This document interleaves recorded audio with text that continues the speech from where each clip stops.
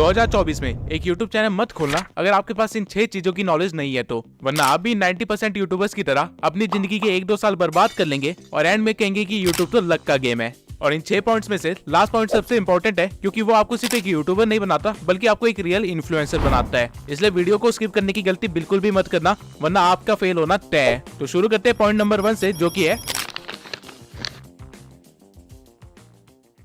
2024 के शुरू होते ही आप लोगों ने एक रेजोल्यूशन तो बना ही लिया होगा कि इस साल मैं अपने चैनल पे इतने सब्सक्राइबर्स तो गेन करके रहूंगा ही रहूंगा, या फिर एक नया चैनल बनाऊंगा और उसे किसी भी हालत में मोनेटाइज करवाऊंगा। लेकिन 1 महीना हो गया है और आपको कुछ भी ग्रोथ नहीं दिख रही है और आप ऑलरेडी गिव अप करने की हालत पे हो। इसका रीजन ये है कि आपको पता ही नहीं है कि YouTube का एल्गोरिदम वर्क कैसे कर रहा है। आप जानते ही नहीं हो कि YouTube आपसे चाहता क्या है और बस एक तरफा प्यार की तरह आप अपनी तरफ से एफर्ट डाले जा रहे हो और कोई रिस्पॉन्स नहीं मिल रहा है। YouTube एक सोशल मीडिया प्लेटफॉर्म है जो कि एड रेवेन्यू से अपनी मेन अर्निंग करता है, और हर सोशल मीडिया प्लेटफॉर्म की तरह YouTube को सिर्फ एक ही चीज चाहिए, वो है कि लोग उसके प्लेटफॉर्म पे बने रहे जितनी ज्यादा देर तक हो सकता है उतनी ज्यादा देर तक, तभी YouTube को फायदा होगा। और इसमें YouTube आपकी मदद चाहता है, आपसे एक ऐसा कंटेंट बनवा के जिसको लोग ज्यादा देर तक देखे और YouTube पे बने रहे। लेकिन 90% यूट्यूबर्स इस बात को नहीं समझते हैं और इसलिए यूट्यूब उनका कंटेंट कभी भी ऑडियंस को सजेस्ट नहीं करता है। इसे एक एग्जांपल से समझते हैं।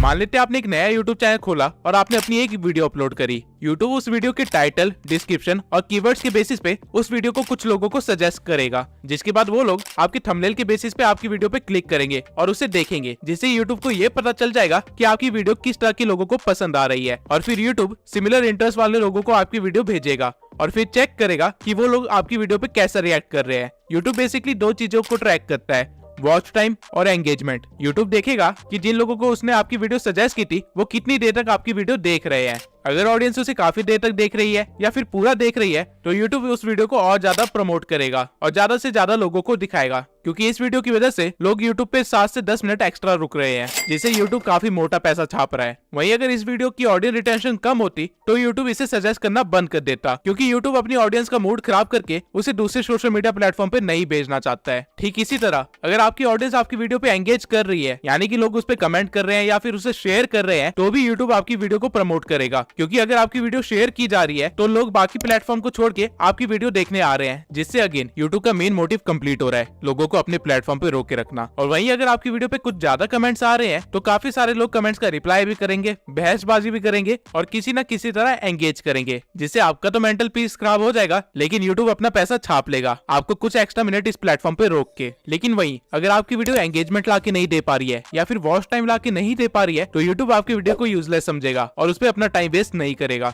अब आधे से ज्यादा लोग इस चीज को नहीं समझ पाते हैं और वो लगातार यूट्यूब पे अपना कंटेंट डालते रहते हैं, जिसकी वजह से वो ग्रो ही नहीं कर पाते। आपको इस चीज को समझने की जरूरत है कि यूट्यूब आपसे आपकी वीडियोस नहीं चाहता है, वो आपसे आपका वॉच टाइम और एंगेजमेंट चाहता है। और ये चीजें कैसे लानी है, आपको इस चीज पे ज्यादा फोकस करना चाहिए।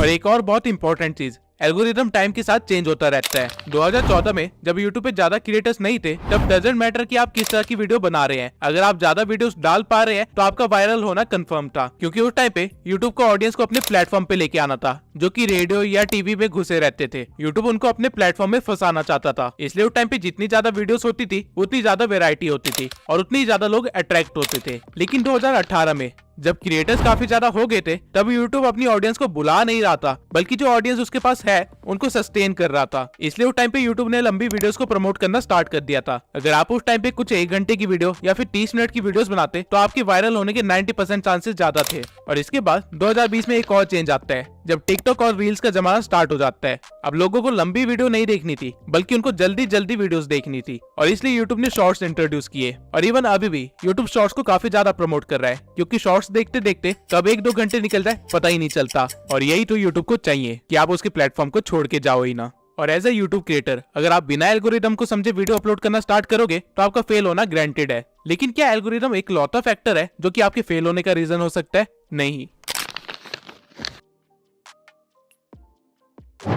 अगर आप अभी तक इस भ्रम में जी रहे हैं कि आप रोज वीडियो डालेंगे और आपकी कोई ना कोई वीडियो तो वायरल हो ही जाएगी, तो आप बहुत ही जल्दी अपनी मेहनत और टाइम बर्बाद करके क्विट करने वाले हैं, क्योंकि आपको इस चीज को समझने की बहुत ही ज्यादा जरूरत है कि क्वालिटी ओवर पावर्स क्वांटिटी। अगर आप 2 चैनल्स खोलते हैं जिनमें से आप एक चैनल पे साल में सिर्फ 4 क्वालिटी वीडियोस बनाते हैं और वहीं दूसरे चैनल पे साल में 365 वीडियोस बनाते हैं लेकिन सारी वीडियोस बिलो एवरेज है, तो वो जो 4 वीडियोस वाला चैनल है वो मिलियन सब्सक्राइबर्स गेन कर चुका होगा, वहीं 365 वीडियोस वाला चैनल हो सकता है कि 10,000 सब्सक्राइबर्स भी गेन ना किए हो। रीजन बीइंग कि वो 4 वीडियोस की क्वालिटी 365 वीडियो से भी ज्यादा है, और यही रीजन है कि डिकोडिंग वाईटी, मैं और कई सारे छोटे चैनल्स इतनी जल्दी ग्रो कर पाए, वो भी इतनी कम वीडियोस में, क्योंकि ये चीज हमें पता थी। अगर आपको क्वालिटी कंटेंट बनाने में 1 महीना लगता है तो कोई बात नहीं, लेकिन बिलो एवरेज कुछ भी मत दिखाइए, क्योंकि अभी यूट्यूब पे ऑप्शंस की भरमार है। अगर ऑडियंस को आपकी वीडियो पसंद नहीं आई तो वो किसी और के चैनल पे जाके उसकी वीडियोस देख लेंगे, और यूट्यूब ये चीज देखेगा तो यूट्यूब उसके चैनल को प्रमोट करेगा। वहीं अगर ऑडियंस को आपकी वीडियो पसंद आ गई तो वो आपकी वीडियोस के लिए वेट किया करेंगे,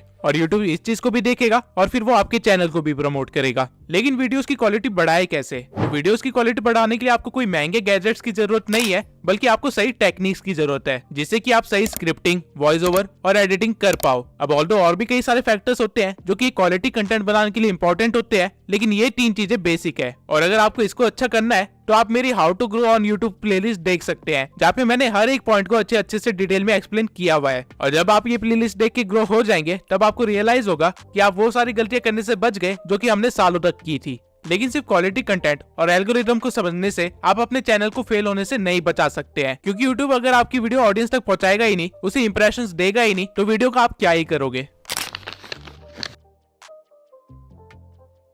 अगर आपको नहीं पता कि रिटर्निंग व्यूअर्स कैसे इंक्रीज करे, या फिर न्यू व्यूअर्स को कैसे गेन करे, या फिर अपनी वीडियो को रैंक कैसे करवाए, या फिर CTR, RPM, CPM जैसी चीजें क्या होती है, तो आप एक बड़े से जंगल में बिना मैप के निकल चुके हैं, जहाँ पे आधे रास्ते में आपको YouTube नाम का एक शेर खाने वाला है। SEO में रैंक करने के लिए बेसिकली आपको 3 चीजों की जरूरत होती है: टाइटल, कीवर्ड्स और थंबनेल। और इनके सिवाय अपने SEO को ट्रैक करने के लिए और उसे और भी ज्यादा इंप्रूव करने के लिए आपको YouTube के एनालिटिक्स को अच्छी तरह से देखना आना चाहिए, क्योंकि अगर आपको अपना एनालिटिक्स समझ नहीं आ रहा है तो आप अपनी ऑडियंस को नहीं समझ पा रहे हो। एंड अगेन, अगर आप अपनी ऑडियंस को समझ नहीं पा रहे हो तो एल्गोरिथम आपकी मदद नहीं करेगा। अब सही से टाइटल, डिस्क्रिप्शन और हैशटैग्स कैसे डालते हैं, इसके ऊपर मैंने ऑलरेडी एक वीडियो बना रखी है। लेकिन एनालिटिक्स को स्टडी कैसे करे, उसे इंप्रूव कैसे करे और उसके साथ उसको ऑप्टिमाइज कैसे करे, इसके ऊपर मैंने अभी तक कोई भी वीडियो नहीं बनाई है। तो अगर आप लोग चाहते हैं कि मैं इस टॉपिक पे एक वीडियो बनाऊं तो कमेंट सेक्शन में एनालिटिक्स लिख दीजिए। 1000 कमेंट्स होते ही मैं वीडियो बनाना स्टार्ट कर दूंगा। बस सोचिए, आप सब कुछ सीख जाते हैं और अपने चैनल की क्राइटेरिया को पूरा करने के बाद उसे मोनेटाइजेशन के लिए अप्लाई करते हैं, और YouTube आपको रिजेक्ट कर देता है। ऐसा होने के चांसेस बहुत ही ज्यादा है अगर आपको नहीं पता कि YouTube की पॉलिसीज और गाइडलाइंस क्या है।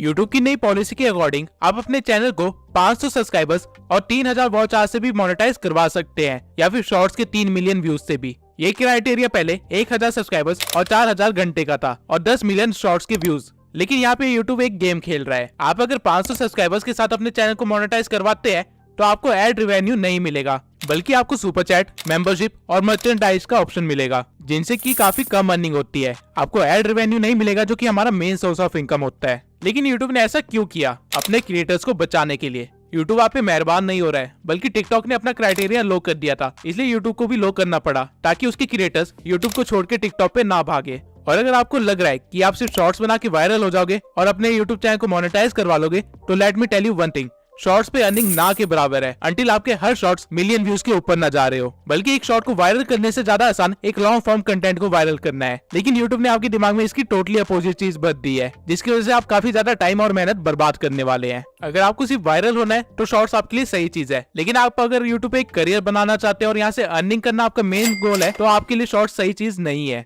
इसके सिवाय AI के ट्रेंड में होने के कारण YouTube ने AI से रिलेटेड भी काफी सारी पॉलिसीज निकाली है, लेकिन इन पॉलिसीज में कहीं पे भी AI वॉइस यूज करने से मना नहीं किया गया है, अंटिल आप किसी और की वॉइस को क्लोन करके अपनी वीडियो बना रहे हो। अगर आप 11 लैब जैसी किसी वेबसाइट से अपनी वॉइस जनरेट करवा रहे हो तो कोई प्रॉब्लम नहीं है, लेकिन अगर आप उसको बोलते हो कि डोनाल्ड ट्रंप जैसी वॉइस को क्लोन करके आपकी वीडियो बनाए, तो आपके लिए एक प्रॉब्लम है। सेम वे में अगर आप AI से कोई वीडियो 0 से एडिट करवाते हो तो कोई प्रॉब्लम नहीं है, लेकिन अगर आप किसी और का कंटेंट उठा के उसे AI में डाल के कुछ और बनवाते हो और फिर उसे YouTube पे अपलोड करते हो, तो आपके लिए एक बहुत ही बड़ी प्रॉब्लम है। और इवन आप AI की वॉइस को भी लगातार यूज नहीं कर सकते हो डायरेक्टली, वरना वो रीयूज कंटेंट में आ जाएगा। आपको अपनी वॉइस को थोड़ा सा एडिट करना पड़ेगा। ठीक इसी तरह कॉपीराइट क्या है, इससे कैसे बचा जाता है और सही तरीके से किसी को एट्रीब्यूट्स कैसे दिए जाते हैं ताकि कभी लीगल केस में ना फंसे, इन सब की नॉलेज होना बहुत ही जरूरी है। वरना मैं ऐसे भी कई क्रिएटर्स को जानता हूँ जिनके मिलियंस में सब्सक्राइबर्स थे, लेकिन ये पॉलिसी गाइडलाइंस को वायलेट करने की वजह से रातों रात उनका चैनल गायब हो गया। कॉपीराइट के ऊपर मैं अलग से एक डेडिकेटेड वीडियो जरूर बनाऊंगा, क्योंकि ये एक बहुत ही बड़ा टॉपिक है और साथ में काफी कॉम्प्लेक्स भी है। आप कह सकते हैं कि इसको समझाने के लिए एक लॉ की डिग्री होना बहुत ही जरूरी है, क्योंकि यूट्यूब की कॉपीराइट पॉलिसी यूएसए के एक्ट के अकॉर्डिंग चलती है। लेकिन इससे डरने की कोई भी बात नहीं है, बस आपको थोड़ी सी नॉलेज होनी चाहिए ताकि आपका करियर बच सके।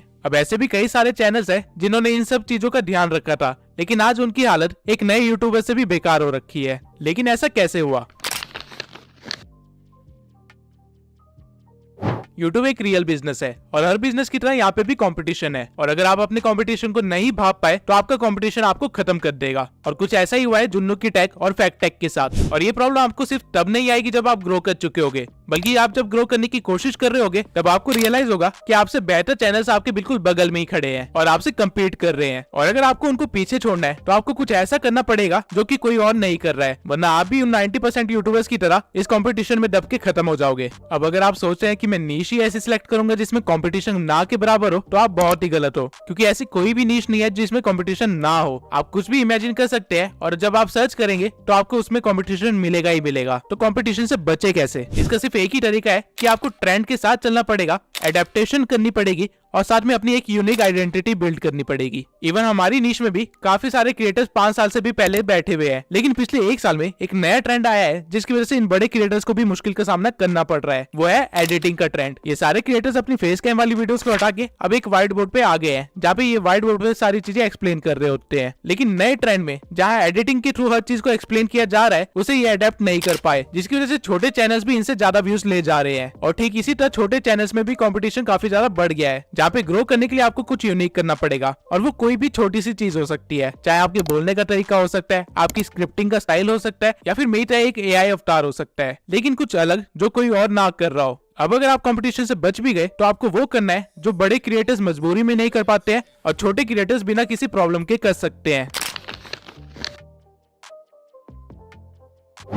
2024 में हर क्रिएटर को पता है कि उसकी ऑडियंस की वैल्यू कितनी है, इसलिए वो रेगुलर बेसिस पे Q&A और लाइव स्ट्रीम्स करते रहते हैं। लेकिन अगर आपने इन चीजों को इग्नोर करने की गलती की तो आपका यूट्यूबर बनने का सपना सपना ही रह जाएगा। ऑडियंस को कोई सेलिब्रिटी नहीं चाहिए, बल्कि उनको एक मेंटोर या फिर एक फ्रेंड चाहिए जिससे वो इन्फ्लुएंस हो सके या फिर जिनके साथ वो आगे बढ़ सके। और ये डिफरेंस आप तभी क्रिएट कर सकते हैं अगर आप उनसे एंगेज हो, डायरेक्ट डीएम के थ्रू, कमेंट्स के थ्रू, Q&A के थ्रू या फिर लाइव स्ट्रीम के थ्रू। जब तक मेरे इस चैनल पे 10,000 सब्सक्राइबर्स नहीं हो गए थे, तब तक मैं अपने इंस्टा पे डायरेक्ट डीएम के थ्रू हर एक बंदे का रिप्लाई किया करता था और उनकी हेल्प करता था। मैं पर्सनली भी काफी लोगों को गाइड किया है और मैसेजेस के थ्रू मैंने 1000 से भी ज्यादा लोगों से एंगेज किया है और उनको इस बात से खुशी मिलती है। वो लोग मुझे एज ए यूट्यूबर से बढ़ के एक फ्रेंड और एक मेंटोर की तरह देखते हैं और अनकंडीशनली सपोर्ट भी करते हैं। और इसी वजह से मेरा नेटवर्क भी इतना स्ट्रांग हो पाया, जिसकी वजह से मुझे काफी सारे नए यूट्यूबर से मिलने का मौका मिला और काफी सारे स्ट्रगलर्स से भी मिलने का मौका मिला और हम सब एक दूसरे की हेल्प करते हुए आगे बढ़े हैं। जैसे कि मेरी पिछली वीडियो का थंबनेल देवेश ने बनाया था, जिसको मैंने हेल्प की थी यूट्यूब पे ग्रो करने के लिए। आप एक बार जाके उसका चैनल भी देख सकते हैं। इवन आज भी सोने से पहले मैं कम से कम 20 से लेके 30 डीएम्स का रिप्लाई करता हूँ और इससे एक ऐसा इम्पैक्ट बना है कि कल को अगर मैं कोई एक नया चैनल भी खोलता हूँ, भले कुकिंग के ऊपर ही क्यों ना हो, वो लोग मेरे को सपोर्ट करेंगे। डजंट मैटर कि मैं क्या कर रहा हूँ। जैसे जैसे चैनल ग्रो होने लगता है, आपके पास काम बढ़ने लगते हैं और आपके पास ऑडियंस से एंगेज करने का उतना ही कम टाइम बचता है। लेकिन मेक श्योर जिन्होंने इस चैनल की स्टार्टिंग में आपको सपोर्ट किया था,